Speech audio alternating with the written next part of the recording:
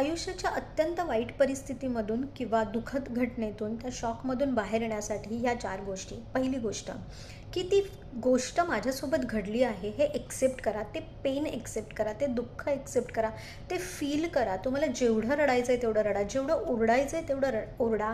But once you are done with this then step up. मग मागे नाही बघायचं, मग रडायचं नाही अजिबात.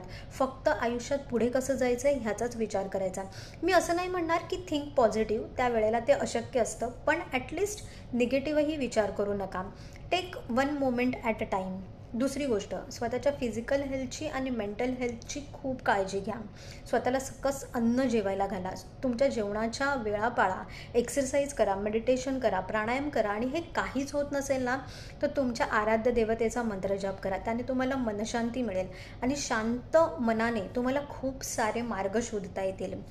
तिसरी गोष्ट की तुमच्या आयुष्यात ज्या काही वाईट माणसं आहेत ना त्यांच्यापासून दूर राहा. Without any guilt, without any offence त्यांना आयुष्यातून दूर करा आणि चांगल्या लाईक माइंडेड, ग्रोथ ओरिएंटेड लोकांसोबत तुमचा टाईम स्पेंड करा.